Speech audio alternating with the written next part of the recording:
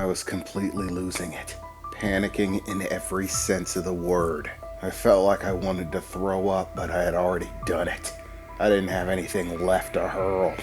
I just kept on picturing some monstrosity popping out of me, some snakish thing choking my insides until I die. And then I saw another one move into the clearing of the path, this one with a bright red orb inside of its head. It took a strange stance.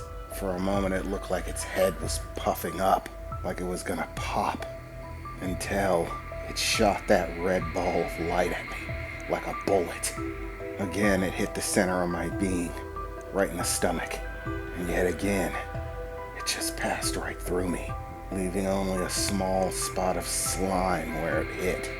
What the hell was going on? Why was this happening to me? I thought good things were supposed to happen to good people, but instead I tried to do good and ended up in a nightmare. A nightmare that just kept getting worse. What was going on? What was gonna happen to me? And at that point, all of the serpentine creatures began to move away, moving back out into the distance, into the water. The one that had shot the little red ball of light at me was still there. It just didn't have a glowing light anymore. It took one last look at me before slithering back off into the distance with the rest of them, just absent its little light. What the hell is going on? None of this makes any sense. Suddenly there was another burst of purple light, this time on the walls themselves, flowing down in a certain direction, like watching a firecracker go off that's heading in one direction, like setting off a Roman candle, but as part of a wall, a bunch of them, all purple, gathering at a focal point, the other side of the room. And just as quickly as it happened, it stopped. The glow disappeared, and suddenly, right where that glow had been, what seemed like a door opened, spreading wide to have light on the other side, what looked like normal light. And as I peered into that light, I saw two forms, one massive, human, the other short. It was those two guys from the hospital. They stared into the room. Well, looks like they're done. Okay, Chuck, fetch him.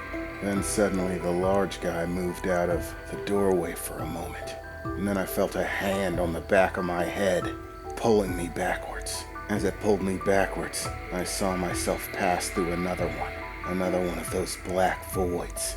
Suddenly I was in some strange hallway.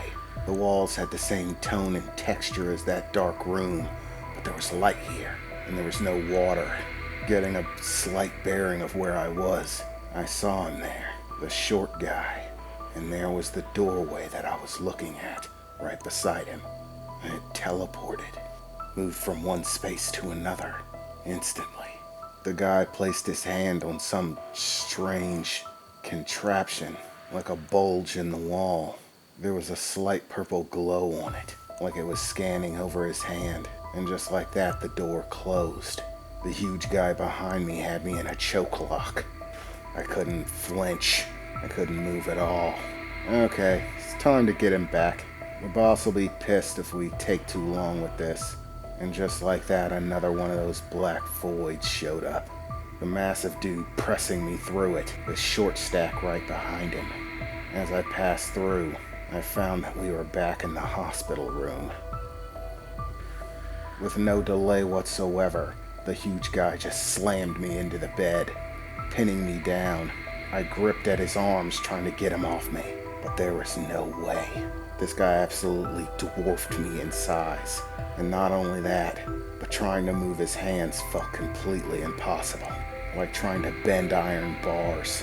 Well, boss, looks like it's time to crack the egg. See what we got. I looked over to see Becky still standing there. This time she was eating another pudding cup. Apparently the nurse came back, but she didn't look as if she was worried about it. Okay, Snatch, she said, finishing the last of the second pudding cup, at least. It's time to see if we got ourselves a winner. Get it. Suddenly, another guy appeared in the room, but he didn't poof through some magical doorway. It was like the first time, like he just appeared, like he had been there the whole time and I just couldn't see him.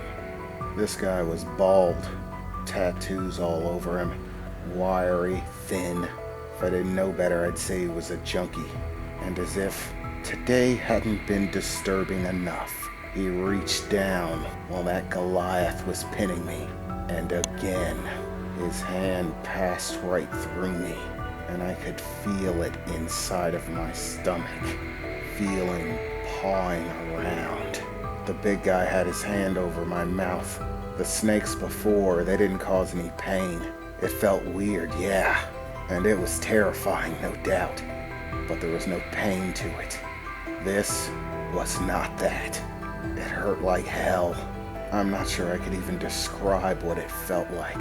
It just felt painful and wrong, like burning sensations mixed with pulling and tugging in different directions as his hand moved around searching, and then he finally pulled it back, and there sitting in his hand was the little red bead of light, that glowing red orb that the second snake shot into me. Sorry, boss. It looks like another red one. Damn it! Becky shouted. I thought for sure this was going to be a winner. But no, just another waste of time. Well, it's not a complete waste, boss, the skinny bald-head guy replied. As always, we got another egg out of it. Shut up, Snatch. I didn't bring you along because I value your opinion, Becky replied. I want the royal egg. Not another red one, not another blue one, not another pink one. The royal egg. It's the most important one. And yet again, we don't have it. So this was a waste of time. Damn it.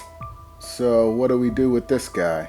We could off him, same as the others, the short guy with the glasses replied. No, Becky said. He's too high profile. Just killing him off would be highly suspect. People start looking into things. It's not like I can make his dead body disappear. Get Simon Fetch. Have him wipe him. I'd prefer not to leave any evidence at all, but if he has to live, at least he doesn't have to live with the memories. I don't need to have my plans interfered with by some wannabe hero. Sure, boss. I'll get him, the short guy with the glasses replied. And with another appearance of a void, he walked into it. The big guy just held me there as he disappeared. It was a minute or two that he was gone, and then another void appeared, and him and another guy walked through. This guy looked fairly average. Regular t-shirt, blue jeans. He didn't really strike me as the criminal type. Okay, you know what to do, Becky said, looking at him seriously. He walked over to the other side of the bed. The Goliath was taking up the other side. Wasn't anybody going to squeeze past him. He was just too big. The guy walked up to me, looking down, and placed one of his hands on my head. He had a slightly upset expression, like he wasn't really happy about doing this. The other guys seemed to be fine with it, but this one, it seemed more like somebody was forcing his hand. As he looked down at me, he spoke. I'm really sorry about this. I just don't have a choice, man. And suddenly, my world flashed white. It felt like somebody poured nails into my brain and just started shaking, and everything just went blank. I woke up in my hospital room, lying in bed, but something was really off. I felt a very sore feeling in my stomach. I thought I broke ribs, and as my stomach hurt. And on top of that, I was soaking wet. How the hell did I get covered in water? It doesn't make any sense at all. I'm in a hospital room. I looked out the window. It looked like it was about noon. Based on the sun, did I really sleep that late? I gotta stop staying up watching the news.